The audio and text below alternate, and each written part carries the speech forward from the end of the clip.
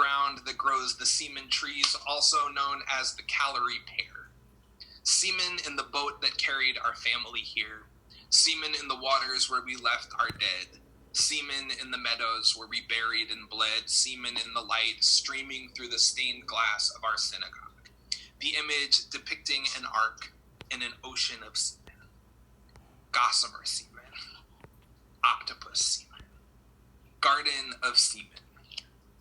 There are so many words for you children, and none of them are dirty, though not all of them are yours. Now, as you eat what your mother eats, her fear is yours as your world is torn and thrown to birds, but still the light is thick in the trees. The calorie pears are loud this season, and my throat is bright with flowers for you both. Such beautiful flowers. I hardly have the words.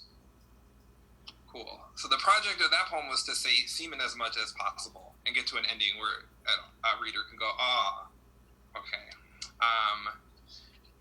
Cracking. This next poem is for my buddy Steve, who had, I'm writing a book about pigs. And so this is, he had a part of a heart transplant, and they used a part of a pig's heart, and it's called xenotransplantation. Right. Steve's got a pig heart in him. Or Steve's got part of a pig's heart apiece. His heart's part pig. The aortic valve is the dog god guarding the tube blood runs through once it's been scrubbed clean. One of two semi-lunar valves, which sounds like part of a moon apiece. Steve's got moons in him. Separating the two major atriums, Steve is full of ballrooms.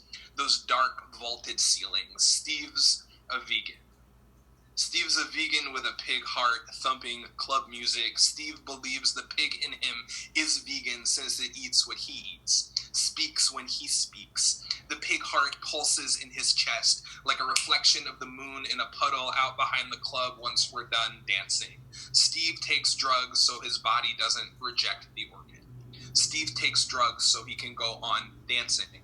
His pig, grown to be sewn into a man's ribs, unnaturally selected.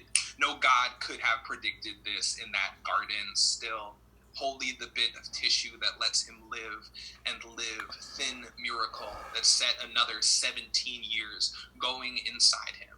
If you listen with one ear to the chest, you can hear the pig heart singing, calling out to any listening animal. All I want is to live and live and live and live and live. Cool.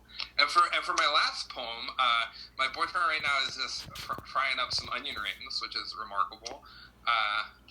What a gift, this life. And so I realized recently I like to get choked with a belt when I have sex. Miracle, right? I'm 33 years old and still learning new things about the body. Who could imagine? That's like my one sort of like optimistic sense and sensibility, is that you're always learning and inventing and finding new things about the self. And so this is about getting choked with a belt, and I'm going to do it with a little accompaniment. Ode to the belt. It's clear the future does not bode well for the living. My man won't let me forget where leather comes from. The engineered animal bent over in chemical grass. The hanged thing slit and blood slunk. Skin stripped and tanned in order to keep a man decent. I know how to keep a man. The belt knows how to keep order. The sound of his unbuckling's Pavlovian. A sidewalk split into drooling meat. He beats me into my evening blush. I clutch pearls, eyes the color of a little red coat. Bless this bridle wrapped around my throat while he bloods me. Bless the constricted windpipes, unlikely music. Bless anything that can be remade to eke out pleasure from stone. Oh, bless all this life, thrashing against death's garish precipice. Oh, bless me, Lord. Bless me, Dorman.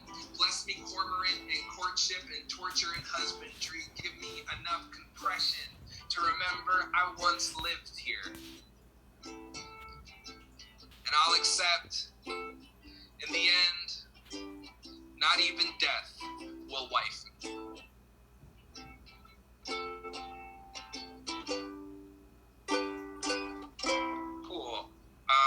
y'all so much. I hope y'all are doing well at home. Appreciate y'all. Thanks.